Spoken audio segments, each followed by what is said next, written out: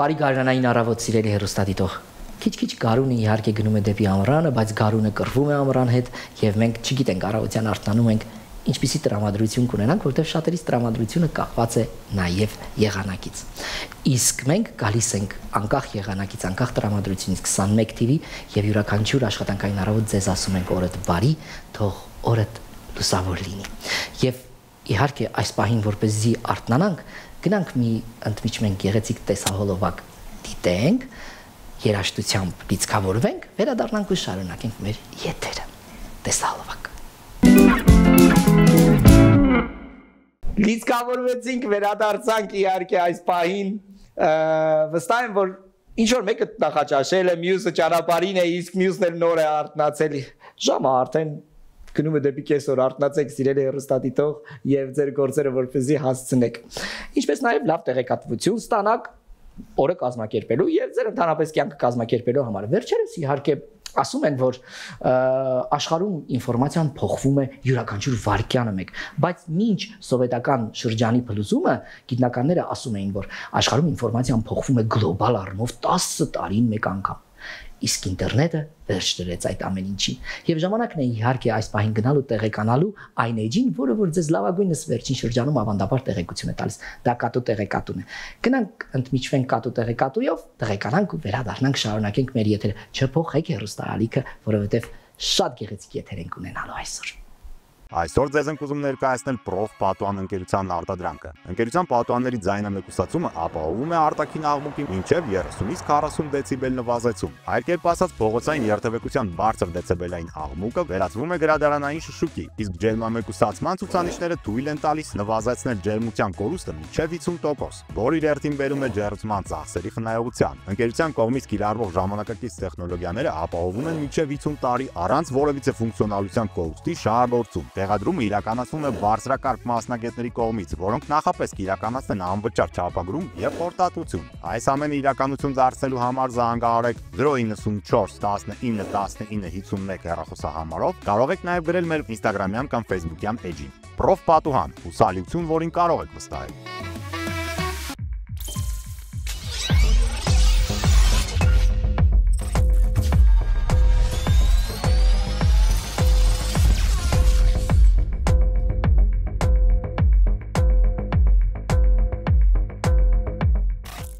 Այսօր ձեզ ենք ուզում ներկայացնել Prof Պատուհան ընկերության արտադրանքը։ Ընկերության պատուհանների ձայնամեկուսացումը ապահովում է արտաքին աղմուկի մինչև 30-ից 40 դեցիբել նվազեցում։ Այլ կերպ ասած, փողոցային երթևեկության բարձր դեցիբելային աղմուկը վերածվում է գրադարանային շշուկի, իսկ ջերմամեկուսացման ցուցանիշները թույլ են տալիս նվազեցնել ջերմության կորուստը մինչև 50%, որը իր հերթին բերում է ջերմության ծախսերի խնայողության։ Ընկերության կողմից կիրառվող ժամանակակից տեխնոլոգիաները ապահովում են մինչև 50 տարի առանց որևիցե ֆունկցիոնալության կորուստի շահագործում։ Տեղադրումը իրականացվում է բարձրակարգ մասնագետների կողմից, որոնք նախապես կիրականացնեն անվճար չափագրում եւ խորտատություն։ Այս ամենը իրականություն դարձնելու համար զանգահարեք 094 19 19 51 հեռախոսահամարով, կարող եք նաեւ գրել մեր Instagram-յան կամ Facebook-յան էջին։ Prof Պատուհան, ուսալիություն, որին կարող եք վստահել։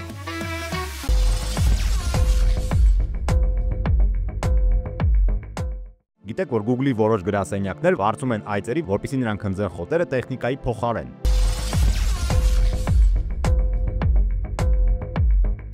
Բարի լույս։ Այսօր մենք խոսելու ենք այն երևույթի մասին, որը ապացուցել է, որ երազելը եւ հավատը սեփական գաղափարին կարող են դարձնել միլիարդատեր, նույնիսկ հասարակ ուսանողին։ 1971 թվականի հունվարի 11-ին Electronics News-ը հրապարակեց Don Heffler-ի հոդվածը ամերիկյան սիլիկոնյան հովիտ բեռնագրով։ Այս օրը համարվում է սիլիկոնյան հովիտի պաշտոնական ծննդյան օրը։ IT ոլորտի աշխատողները, ձեռնարկատերերը եւ ներդրողները հավաքվում են այստեղ փնտրելու հետաքրքիր նախագծեր, որոնք իհարկե պետք է բազմապատկեն իրենց կապիտալը։ Ընդամենը 100 տարի առաջ այս տարածքը խիտ էր պտղատու այգիներով, իսկ այժմ այստեղ գտնվում է ԱՄՆ-ի ամենաթանկ անշարժ գույքը։ Իսկ 1852 թվականին եկավ մի մարդ, ով դարձավ սիլիկոնյան հովիտի հիմնադիրը, որի անունն էր Լիլենդ Ստենֆորդ։ Նա եկավ Կալիֆոռնիա ոսկու տենդի գագաթնակետին, սակայն ոսկի չարչյունը հանեց, փոխարենը սկսեց բահեր վաճառել ոսկու հանքագործներին եւ դրանով զգալի հաջողությունների հասավ։ Այն բանից հետո, երբ ոսկու տենդի տարիներն անցան, նա որոշեց իր ողջ խնայողությունները ներդնել երկաթուղային ընկերության մեջ, մասնավոր ընկերություններ ընկերությունները կառուցեցին իրենց սեփական գնացքներն ու գծերը եւ կարող էին կամ հաջողությամբ զարգանալ կամ սննկանալ։ Նրա պատվին կոչել էին նոր կառուցված երկաթուղիով շարժվող լոկոմոտիվը, որի վրա գրված էր Gov Stanford։ Gov-ը կրճատված է նահանգապետից, քանի որ լոկոմոտիվի կառուցման ժամանակ Leland Stanford-ը արդեն դարձել էր Կալիֆոռնիայի նահանգապետը, սակայն շուտով նրա ընտանիքում ողբերգություն տեղի ունեցավ։ Մահացավ նրա 15-ամյա միակ որդին, քանի որ նա Հարվարդի ուսանող էր։ Հիշատակ նրա ծնողները կապնվեցին Հարվարդի համալսարանի հետ, համալսարանի տարածքում փոքրիկ հուշարձան տեղադրելու խնդրանքով, բայց համալսարանը մերժեց։ Մենք չենք կարող բոլոր զոհված ուսանողներին հուշարձաններ կանգնեցնել, այլապես մեր համալսարանը կվերածվի գերեզմանոցի։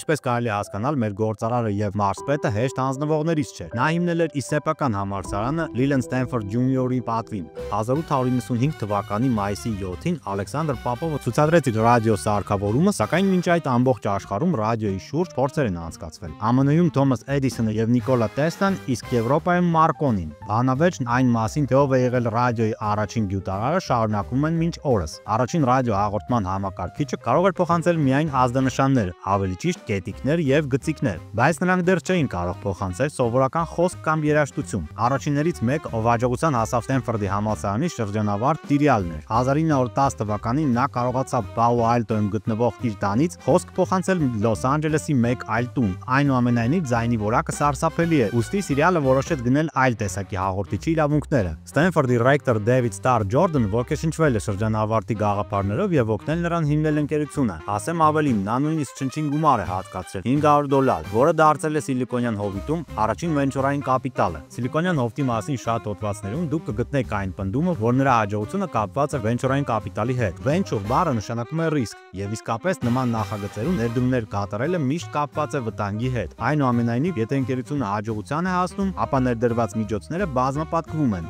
Օրինակ, եթե ես ասեմ, որ հորինել եմ նորարարական շարժիչ, որը ավելի լավն է եւ մատչելի, քան ավանդականները, եւ խնդրեմ ձեզ գումար ներդնել այդ գաղափարի իրականացման համար, խոստանալով բարձր շահույթ, սա կլինի վենչուրային կապիտալի նախագիծ։ Փոքր ներդրումները կարող են ռիսկային լինել, հատկապես եթե դրանք ներառում են նոր եւ անհայտ տեխնոլոգիաներ։ Նոր ռադիո հաղորդիչն ունակ էր փոխանցել մինչև 80 կիլոմետր հեռավորության վրա։ Լրատվամիջոցների լայնածավալ լուսաբանման արդյունքում տեխնոլոգիան հայտնվեց նրանց ուշադրության կենտրոնում, ովքեր իսկապես դրա կարիքն ունեին։ Արագ փոխանցումը հետաքրքիր էր իհարկե զինվորականներին։ Նոր հաղորդիչը գերազանցում էր բոլոր սպասելիքները եւ Մորզեի կոդով ազդանշաններ ուղարկելու փոխարեն այժմ կարող եք պարզապես ասել այն, ինչ ցանկանում եք, օգտվելով բառերից, տառերից եւ նույնիսկ հայհոյանքներից։ Սա թույլ էր տալիս արագ որոշումներ կայացնել եւ հաղթել մարտում։ 20-րդ դարի սկզբին հենց ռազմական ուժն է դառնալու Սիլիկոնյան հովտի ընկերությունների զարգացման եւ բարգավաճման հիմնական աղբյուրը։ Այդ ընկերությունների արտադրանքը ոչ թե շուկայի բանջարներին է համապատասխանել, այլ ռազմական նպատակներին։ 1933 թվականին Միացյալ Նահանգների ռազմածովային ուժերը գնեցին մոտ 400 հեկտար տարածք, ընդամենը $1։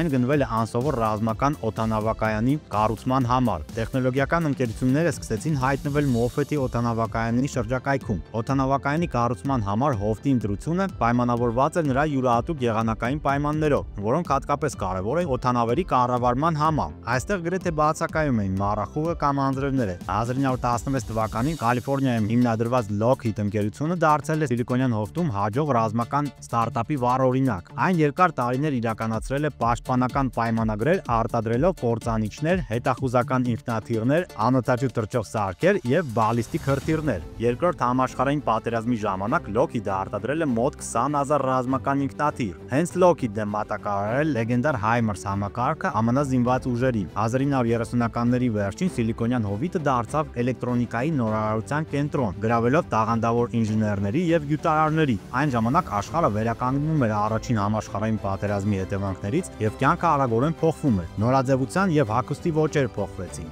Ջազը ծաղկեց, ռադիո հեռարձակումը դարձավ ամենուր, իսկ կինոն ձեռք բերեց ձայն։ Ստենֆորդի համալսարանը բանակի եւ կառավարության աջակցությամբ դարձավ մի վայր, որտեղ ստեղծվեցին նոր տեխնոլոգիական նախագծեր։ Մինչ ոմանք իրենց ժամանակն անցկացնում էին պարապության եւ զվարճանքի մեջ, մյուսներն իրենց նվիրում էին գիտությանը ծառայելու։ Այդպիսի անձերից մեկը Ֆրեդերիկ Թուրմոնն էր, MIT-ի շրջանավար, ով միացավ Ստենֆորդի համալսարանին 1925 թվականին։ Այս տաղանդավոր պրոֆեսորն եւ հետազոտողը իսկապես սիրում էր իր աշխատանքը։ Ֆրեդ Թուրմոնը ոգեշնչում էր իր ուսանողներին հիմնել իրենց սեփական ընկերությունները։ Նա նաեւ բացասաբար է արտահայտվել այն ձեռնարկատերերի մասին, ովքեր փորձել են տեխնոլոգիական բիզնես սկսել առանց համապատասխան գիտելիքների։ 1934 թվականին Ֆրեդերիկ Թուրմոնը առաջարկեց իր երկու աչքին գնող ուսանողներին, Դեյվին եւ ֆամիլին մնալ գիտության մեջ եւ սկսել տարբեր էլեկտրոնային սարքեր արտադրելու բիզնես։ Այնուամենայնիվ 20-ականներին հաջորդեց տնտեսական ճգնաժամը, որը կոչեցին մեծ դեպրեսիա, եւ ընկերություն հիմնելու լավագույն ժամանակը չէր։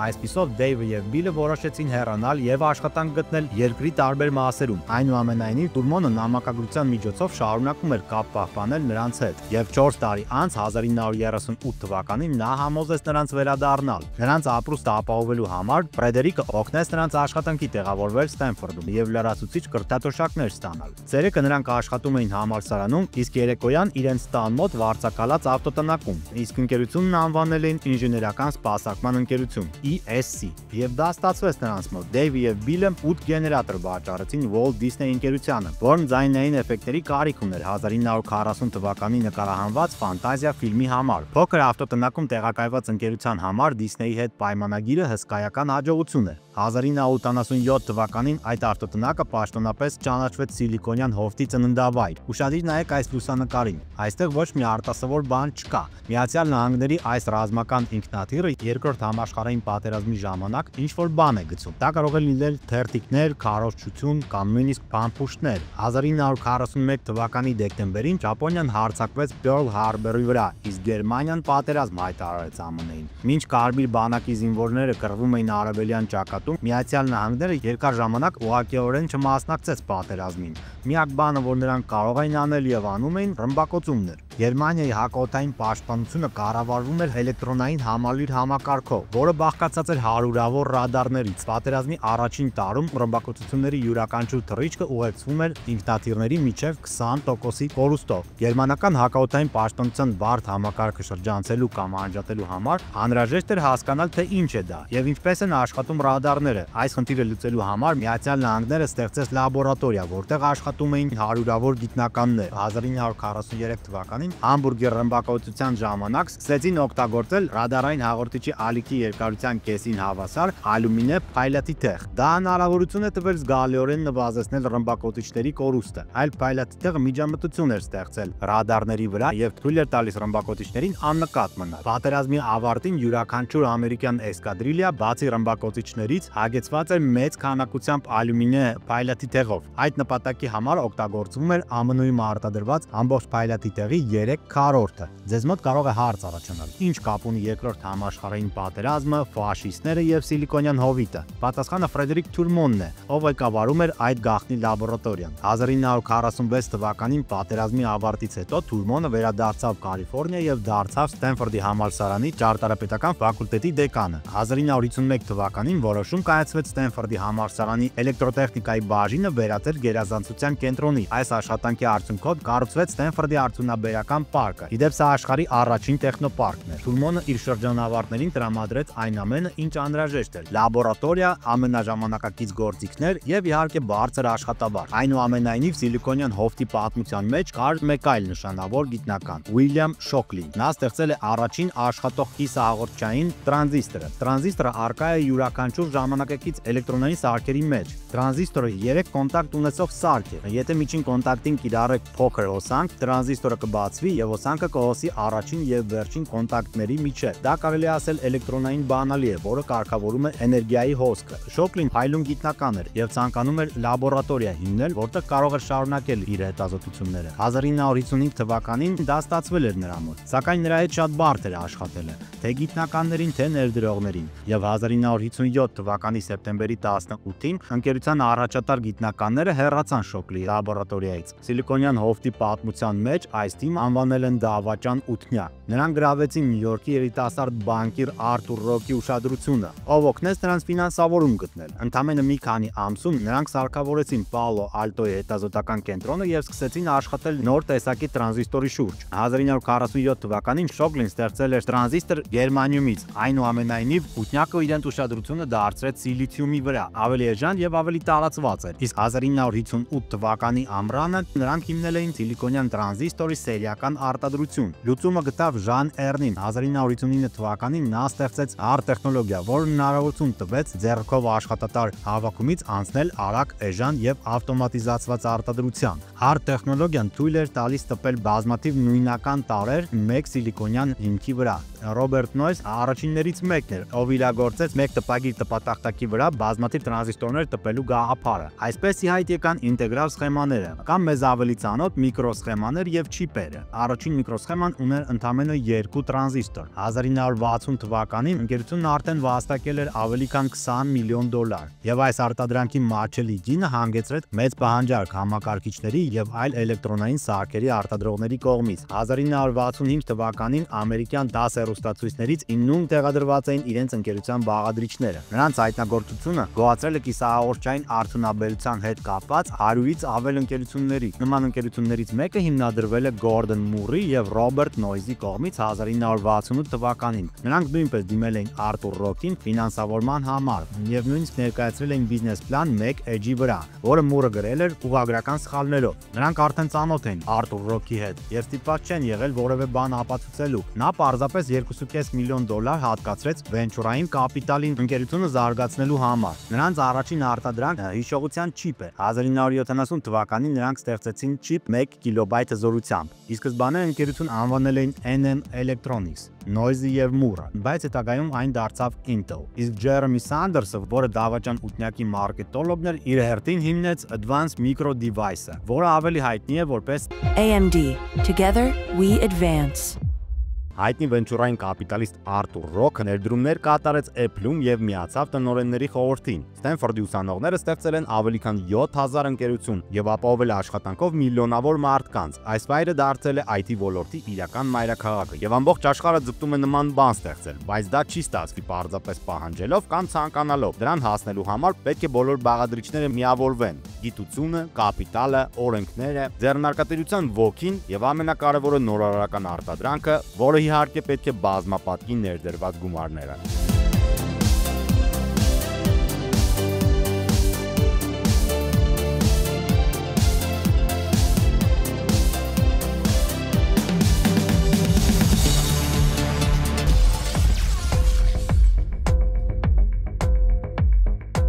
Այսօր ձեզ ենք ուզում ներկայացնել Prof Պատուհան ընկերության արտադրանքը։ Ընկերության պատուհանների ձայնամեկուսացումը ապահովում է արտաքին աղմուկի մինչև 30-ից 40 դեցիբել նվազեցում։ Այլ կերպ ասած, փողոցային երթևեկության բարձր դեցիբելային աղմուկը վերածվում է գրադարանային շշուկի, իսկ ջերմամեկուսացման ցուցանիշները թույլ են տալիս նվազեցնել ջերմության կորուստը մինչև 50%, որը իր հերթին բերում է ջերմության ծախսերի խնայողության։ Ընկերության կողմից կիրառվող ժամանակակից տեխնոլոգիաները ապահովում են մինչև 50 տարի առանց որևիցե ֆունկցիոնալության կորուստի շահագործում։ Տեղադրումը իրականացվում է բարձրակարգ մասնագետների կողմից, որոնք նախապես կիրականացնեն անվճար չափագրում եւ խորտատություն։ Այս ամենը իրականություն դարձնելու համար զանգահարեք 094 19 19 51 հեռախոսահամարով։ Կարող եք նաեւ գրել մեր Instagram-յան կամ Facebook-յան էջին։ Prof Պատուհան, ուսալիություն, որին կարող եք վստահել։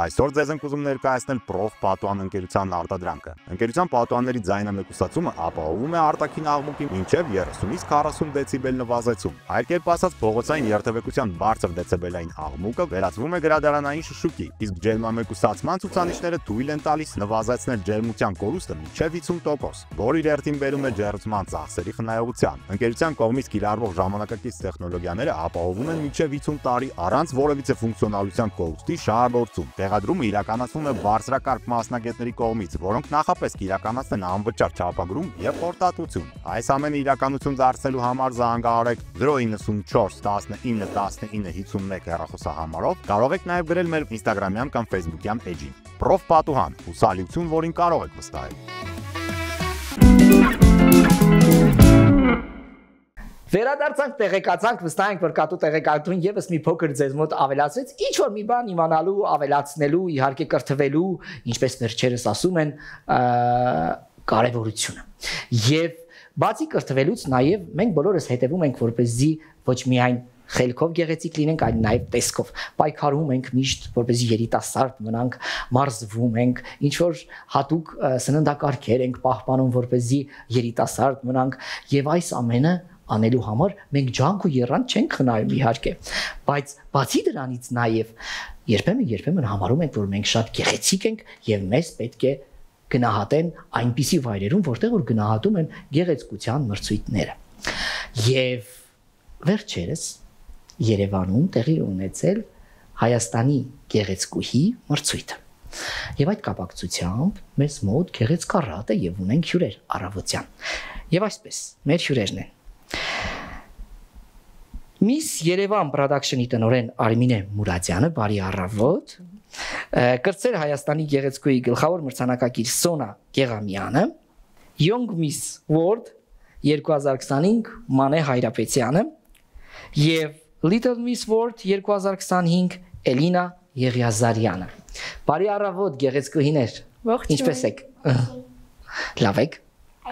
Կարողացել եք առավոտյան լավ արթնանալ։ Շուտ եւ պատրաստվել գալի եթերում։ Այսօր հետաքրքիր եթեր ենք ունենալու եւ զրուցելու ենք թե ինչ եք որոշել մասնակցել գեղեցկության մրցույթների եւ դառնալ իհարկե այս գեղեցիկ թագերի կրողը։ Բայց մինչ այդ խոսենք այն մրցույթից, որը որ իրականացնում եք Արմինե ջան տարիներ շարունակ, ես ինքս չթաքցնեմ հեռուստադիտողին եւս հայտնի է, որ երբեմն առիթ եմ ունենում գալ, մասնակցել եւ գնահատել գեղեցկուհիների։ Ներկայացնում 2019 թվականից է Miss Yerevan Production-ը անցկացնում Հայաստանում մի շարք գեղեցկության մրցույթներ եւ փոքրերի եւ մեծերի։ Կոնկրետ Հայաստանի գեղեցկուհի մրցույթը արդեն երկրորդ անգամ անցկացվեց փետրվարին եւ 4 տարիքային խմբերով 6-ից 17 տարեկան աղջիկների եւ տղաների մասին էր։ Ընտրությունը իհարկե կատարում է ժյուրին, բայց մինչ եզրափակիչը մեր բոլոր սաները, բոլոր նախագծերի մասնակցում են երամսյա պրոֆեսիոնալ դասընթացների մեր դպրոցում, ուսուցանվում են տարբեր առարկաներ, դեֆիլեի ուսուցում է անցկացվում, հայկական պար, մանկական ֆիթնես ծրագիր է նախագծում։ Այսինքն նրանց պատրաստում եք եւ նոր պատրաստում ենք եզրափակչի համար երեխաներին, դերասանի վարպետություն, բեմական խոսք, նաեւ աշխատում է հոգեբան երեխաների եւ ծնողների հետ, այսինքն ամբողջ 3 ամիսների ընթացքում մաքսիմում պատրաստում ենք երեխաներին գեղեցիկ բեմում ելույթ ունենալու, ավելի ներկայանալի լինելու, իրենց վախեր, հույզեր, խնդիրներ հաղթահարելու եւ ամենակարևորը երեխաների ինքնագնահատականը բարձրացնելու, որ դա իրենց համար լինի ընդամենը տոն եւ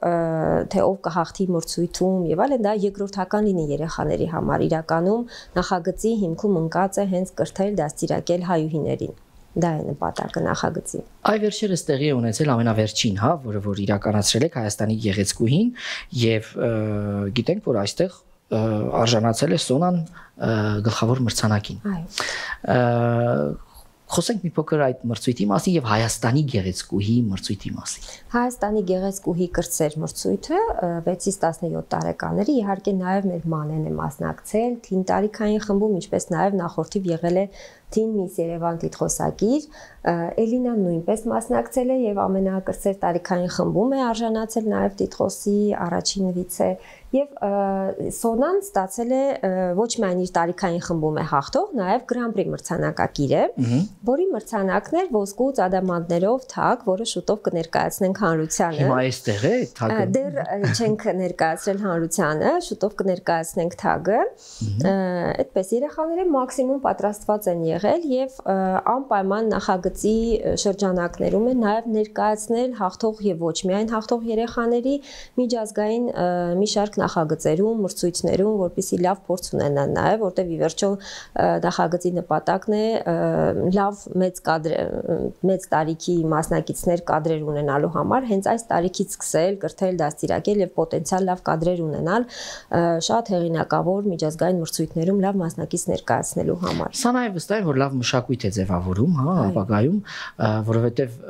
մինչեւ մրցույթին մասնակցելը, այդ փորձությունը, որը որ իրենք անցնում են անկախ արդյունքներից, ի վերջո ինչ որ մի մասնիկ վերցնում են իրենց հետ, տանում են եւ մշակույթում օգտագործում են իրենց ապրելակերպի մեջ։ Այ կուզենամ երեխաների հետ իհարկե գեղեցկուհիների հետ զրուցենք։ Մանե ջան, ինչպես եղավ, որ որոշեցիք զբաղվել այս կարիերայով, գեղեցկության մրցույթներ, քանի տարեկանից եւ ով էր ձեզ ուղղորդում այդ ճանապարհը գնալու ինքներդ որոշեցիք թե ծնողները պարզապես որոշել են եւ շատ փոքր ծես տարել են։ Շնորհակալ եմ հարցի համար։ Ես շատ փոքր տարիքից սիրել եմ այս ոլորտը եւ ցանկացել եմ մասնակցել գեղեցկության մրցույթների եւ նաեւ զբաղվել մոդելինգով։ Ես 13 տարեկանից սկսել եմ զբաղվել մոդելինգով եւ իմ առաջին փորձը եղել է Miss Yerevan Production-ում։ Ես 2024 թվականին մասնակցել եմ կրտսեր Miss Yerevan մրցույթին եւ արժանացել Teen Miss Yerevan 2024 տիտղոսին։ Այս թագը, որը որ կրում եք հիմա։ Ոչ, այս թագը Miss Աշխարհի թագն է, որը որ ես արժանացել եմ 2025 թվականին, որը տեղի է ունեցել Սանկտ Պետերբուրգում։ Ես ներկայացրել եմ Հայաստանը եւ պատվով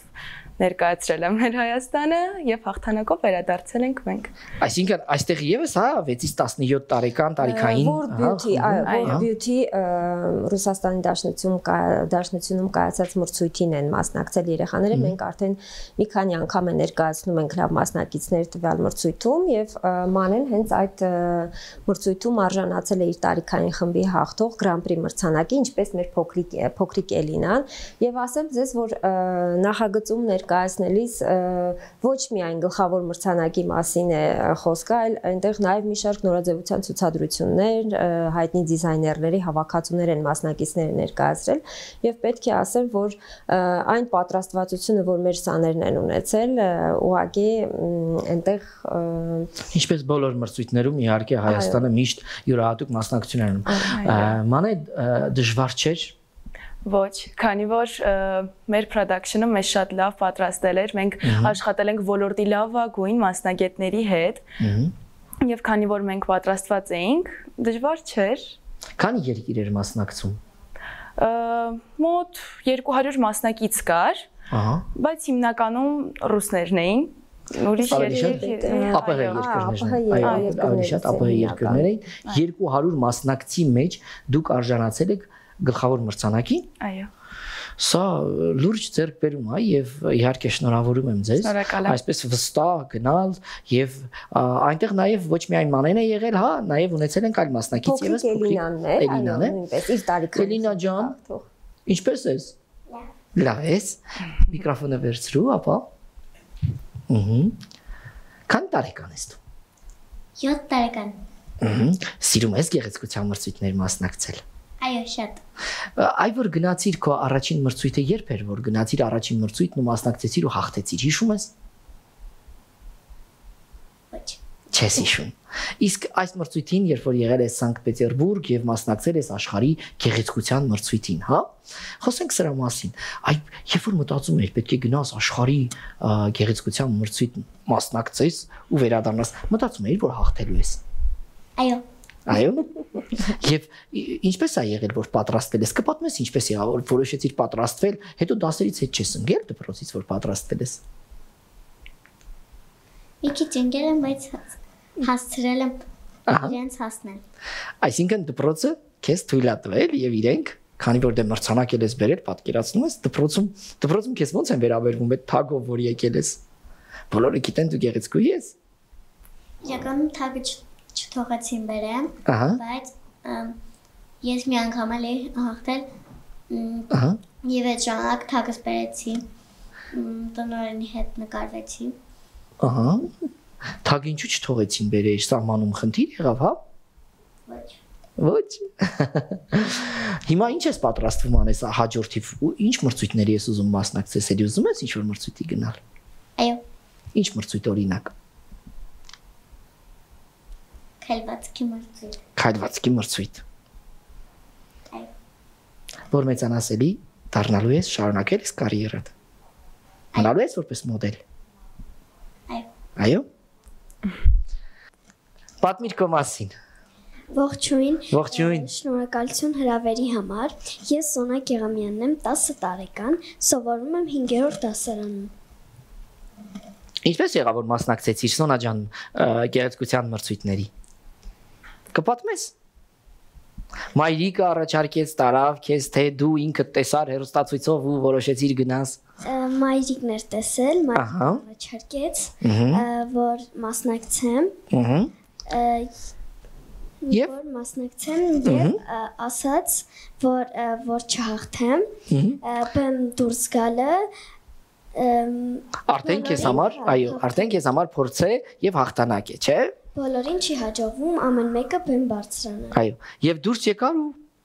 ինչ ստացվեց։ Հաղթեցիր։ Անսպասելի հաղթանակ էր։ Շնորհավորում ենք քեզ եւ ուզում ես էլի դու էլ քո կարիերան շարունակես ապագայում, հա, որպես մոդել։ Այո։ Եվ օրինակ հետևում ես, հա, ֆեշն աշխարհին ամենամեծ մրցույթը, որ կուզենայիր գնայիր մասնակցեիր, գեղեցկության որն է։ Աշխարհի գեղեցկուհի, չգիտեմ, հա, տիեզերքի գեղեցկուհի կա, չէ՞։ Տիեզերքի գեղեցկուհի։ Դե վստահ ենք, որ մի օր տարիներ կանցնեն, իհարկե, երբ որ դու կհասնես այդ տարիքին, կգնաս կմասնակցես ու Հայաստանը կներկայացնես ու հաղթանակով կգաս, եւ ես էլ կհիշեմ, որ երբ որ փոքրիկ ես եղել, մենք ես եթերում միասին խոսել ենք դրա մասին։ Արմինե, կառաջարկեմ խոսենք հա ապագա սպասվող ծրագրերի մասին, թե ինչ է նախատեսվում 2025 թվականը գեղեցկության Հայաստանում, իհարկե դաշտում, ինչպես նաեւ դրսում եւս։ Այս պահին ընթացքի մեջ է Miss Երևան կրտսեր նախագիծը, էլի 6-ից 17 տարեկան աղջիկների համար, հունիսին կկայանա եզրափակիչը, որտեղ որ շատ հետաքրքիր մրցանակներ են նաև երեխաներին ընտրել եք արդեն այն կազմը, որը որ ընթացքի մեջ է դասընթացներ են այս պահին, շուտով կսկսի նկարահանումները երեխաների եւ գլխավոր մրցանակն է Փարիզ Դիսնեյլենդ ծնող երեխա անվճար ուղևորություն Grand Prix մրցանակագրի, իսկ մյուս հաղթողներին անվճար 10-օրյա ճամբարի գեղեցիկ փաթեթ է տրամադրվելու երեխաներին, այսինքն բոլոր մրցանակներն են նաև ինչ որ առումով ուսուցողական, իսկ առաջիկայում պատրաստվում է ընկերությունը նախ ասեմ, որ ձեռք ենք բերել այս 24-25 թվականների ընթացքում մի շարք միջազգային մրցույթների, հեղինակավոր մրցույթների արտոնագրեր, որոնց ներկայացուցիչը Հայաստանը միայն մենք ենք, եւ բոլորովին վերջերս ձեռք բերեցինք նաև Miss Աշխարհ շատ հեղինակավոր մրցույթի Այսինքն Հայաստանում որպես ներկայացուցիչություն դուք եք համարվում եւ իրականացնելու համարվում Miss Երևան Production-ը եւ շուտով կհայտարարենք մասնագիծ, որը ընտրվել է ժյուրիի կազմով, հա, քաստինգի միջոցով եւ կներկայացնենք մասնակցին, ով մեկնելու է Հնդկաստան 72-րդ Miss Աշխարհ շատ հեղինակավոր մրցույթում ներկայացնելու Հայաստանը, որը մեզ համար ամենա այսպես պարտավորեցնողն է եւ շատ պատասխանատու աշխատանք է, որտեղ աշխարհի լավագույն աշխարհի երկրորդ մրցույթն է համարվում եւ շատ մեծ առաքելություն ունի նաեւ մեր պատվիրակը մրցույթում։ Այս պահին Miss Աշխարհի հետ կապված, այսինքն դեռևս հայտեր եք ընդունում։ Այո, այս պահին հայտեր են ընդունվում, շուտով կընտրվի պատվիրակը։ Ինչպես է կանոնները, տարիքային ինչ որ սահմանափակում կա, չկա դրա մասին եւս 17-ից 27 տարեկան Հայաստան 17-ից 27 տարեկան, ովքեր իրենց համարում են գեղեցկուհիներ։ Շատ կարևոր է լեզուների իմացություն, այստեղ մրցույթը միայն գեղեցկության մասին չէ, նախ նշեմ, շատ կարևոր է եւ այնտեղ տարբեր ֆորմատներով իրենք բավականին երկար փուլեր են տեղի ունենալու, երկի մրցույթ է, տաղանդի փուլեր են շատ ներկայացված, մասնագիծը պետք է կարողանա նաև բարեգործություններ իրականացնել, թե մեկնելուց առաջ եւ թե մեկնելուց հետո այստեղ նաև մեր երկրում առաքելություն ունենա։ Համենայն դեպս մրցույթի մեսեջը շատ կարևոր է ամբողջ աշխարհով, այսինքն ներկայացնել մոտ 120 եւ ավելի պետություններ են մասնակցում եւ շատ կարևոր է նման հարթակում ներկայացնել ամբողջ աշխարհին պատմություն, մշակույթ, այսինքն ասելիք ունենալ, նաև դա շատ կարևոր է, մասնակիցը կարողանա այդ ամբողջ ինֆորմացիան մի ամբողջ երկիր ներկայացնել եւ պատվով ներկայացնել, իսկ մրցույթում հաղթանակ, ձեռքբերում ունենալը իհարկե կլինի մեր ամբողջ պետության ձեռքբերումը եւ ամենակարևորը պետք է մաքսիմում կարողանանք պատրաստել մասնակցին, իսկ դրա համար խորհրդի անդամներ գոյություն ունեն, պրոֆեսիոնալ մարզիչներ, որոնք 24 ժամ աշխատելու են մասնակցին պատրաստելու համար, որպեսզի մաքսիմում լավ արդյունք ունենանք նախագծում։ Ես պատկերացնում եմ ինչ տիտանական աշխատանք է նաեւ սպասվում այն մասնակցի հետ, այն թիմին, ով որ կներկայացնի եւ կընտրվի, երբ է տեղի ունենալու մրցույթը։ Մրցույթը մրցույթը լինելու է մայիսի 7-ից 31-ը ընկած ժամանակահատվածում։ Այսինքն այդ 1 ամսվա ընթացքում մասնակիցը մեկնելու է որ երկրում Հնդկաստան, այս տարի Հնդկաստանի Թելանգանա այս տարի հյուրընկալում է Հնդկաստանը որ քաղաքում Թելանգանա քաղաքում է լինելու, մեծ շուկով է նշվելու, շատ հետաքրքիր նախագիծ է լինելու, այնպես որ հեռուստադիտողները նույնպես ինֆորմացված կլինեն այդ մասին, ընթացքի մասին տեղեկություն կլինի ամեն դեպքում։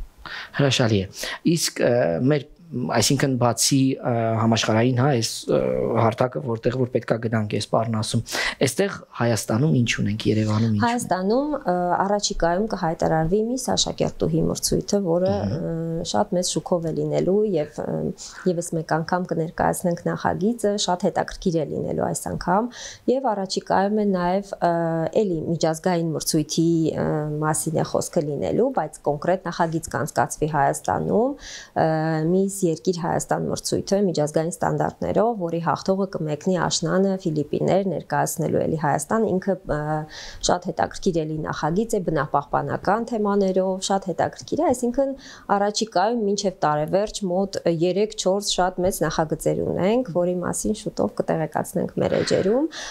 սակայն կուզենամ նշել նաև փոքրիկների նախագծերը, որ անցկացնում է ընկերությունը, դա մի մեծ նպատակ ունի, որպեսզի մենք միջազգային հարթակներում լավ պոտենցիալով կադրեր ունենալու, հա, պատրաստված մասնակիցներ ունենալու համար պետք է սկսել հենց փոքր տարիքից պատրաստել, կրթել, դաստիարակել, որպեսզի ունենանք մաքսիմում պատրաստված կադրեր, որի արդյունքը նաև մեր մանեն ներկայացրեց եւ ապագայում էլ պատրաստվում ենք իրան, հա, էլի միջազգային մեծ նախագծեր, այսինքն դպրոցի կրթությունը, նպատակը, այդ ամբողջ նախագծերի իմաստը մեծերի մրցույթում լավ կադրեր ունենալ եւ ավելի լավ ներկայանալ միջազգային հարթակներում։ Այո, խոսեցինք լավ պրոֆեսիոնալ, այսինքն փոքր տարիքից այսպես այդ ճանապարհը անցկացնելու եւ մոդելներ ձևավորելու։ Այսօր աշխարհում գեղեցկության կարծես թե չափելիության այդ ավանդական դասական կրիտերիաները փոխվել են, որքանով որ ես ծանոթ եմ, հետաքրքրում եմ, որտեվ ինձ եւս շատ հետաքրքրում է։ Իհարկե ես չեմ համապատասխանում այդ ֆորմատին, բայց սպասում եմ, որ մի օր դուք օրինակ Միստր Հայաստան կանեք եւ ես կգամ սիրով կմասնակցեմ։ Ես կհամապատասխանեմ, որ փոքրիկներին չեմ կարող մասնակցել, ես մեծերին պետք է մասնակցեմ։ Առաջիկայում կհայտարարենք, որտեվ էլի միջազգային մրցույթներում պահանջարկը շատ է, նաեւ տղաներին ներկայացնելու, էլի շատ հետաքրքիր ֆորմատով մրցույթներ են անցկացվում, բայց նախագիծը կոնկրետ այս պահին դեռ աղջիկների մասով է եւ ինչու՞ չէ նաեւ տղաների համար կլինի նախագծեր, հայտարարություններ կլինեն, նաեւ պատվիրակներ տղա մասնակիցներ կներկայացնեն Հայաստանի միջազգային մրցույթում։ Ինչպես հասկանալ, որ օրինակ երեխան փոքր է եւ ինքը կարող է մոդել դառնալ։ Ինչ խորհուրդ կտաք, հա, այս պահին հեռուստադիտողին, որովհետեւ կան շատ բազմաթիվ նախագծեր, որոնք որ գնում են երեխաները եւ դրանք ոչ մի ներողություն, բայց երբեմն արժեք չունեն, ինչ որ անհասկանալի նաեւ իրենցից ֆինանսական այլ աղբյուրներ պարունակող բիզնես տեսանկյունից են, որպեսզի իրական հասկանան, որ ծնողները նաեւ չխափնվեն, հա,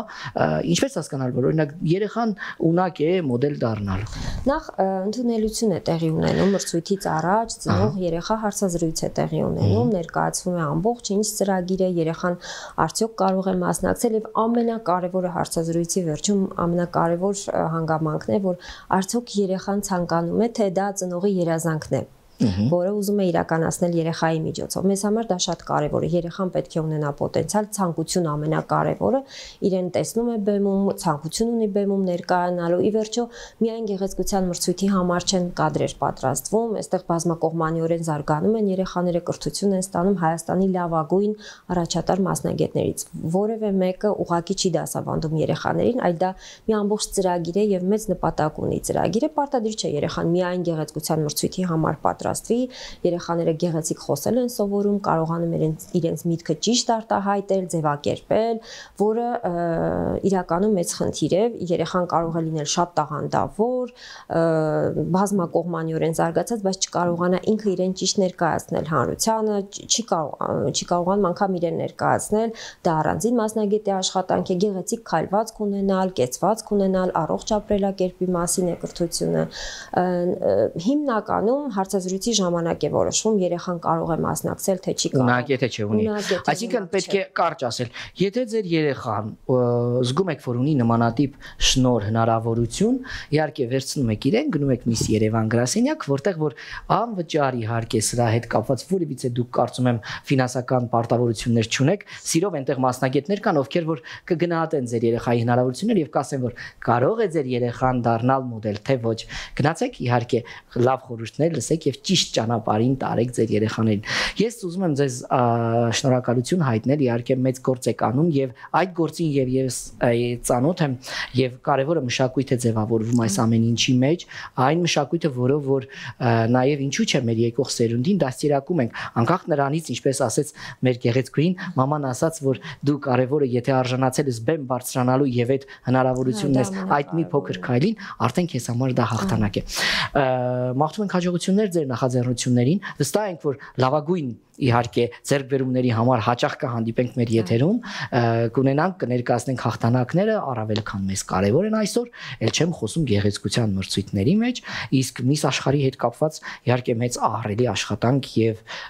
ջիղ է պետք, որպեսզի հասցնեք եւ թող ընտրվի լավագույնը, ամենալավագույնը, որ արժանին կդառնա աշխարհը ներկայացնելու, Հայաստանը ներկայացնելու աշխարհում եւ աշխարհը ներկայացնելու Հայաստանում։ Իհարկե, շնորհակալություն ենք հայտնում այսօրվա համար, ձեզ հաջողություններ ենք մաղթում եւ ցանկանում ենք որպեսզի ինչպիսի երազանքներ որ ունեք, թող որ կատարվեն եւ խաղաղություն լինի։ Սիրելի հեռուստադիտող, մեր այսօրվա առավոտյան եթերը գեղեցկառատ էր, հաղթանակառատ էր եւ գեղեցկության իհարկե մասին աշխարհը խոսում է միշտ եւ ամենակնարկվող թեման է, կարծում եմ պիկերում գտնվող։ Եվ գեղեցիկ լինելու համար առաջինը իհարկե պետք է ունենալ գեղեցիկ հոգի ներսում, եթե մարդ գեղեցիկ է, ապա արտաքնապես եւս գեղեցիկ կլինի։ Այսօր ձեր օրը կազմակերպեք շարունակությունը գեղեցիկով, ինչ որ մի գեղեցիկ բան արեք։ Դուրս եկեք փողոց, տեսեք մի լավ ընկերոջ եւ ասեք, որ ինքը գեղեցիկ է, կոմպլիմենտ արեք։ Եվ դրանով կավելանա գեղեցկությունը, բարությունը։ Ձեզ մաղթում եմ լավոր օրվա շարունակություն իհարկե, իսկ մեզ կհանդիպենք հաջորդ առավոտ աշխատանքային։ Ձեզ հետ է Վրեժը Կիրակոսյան, օրդ բարի շրջանակներում 21 թվականի եթերում։ Մնացեք բարյավ։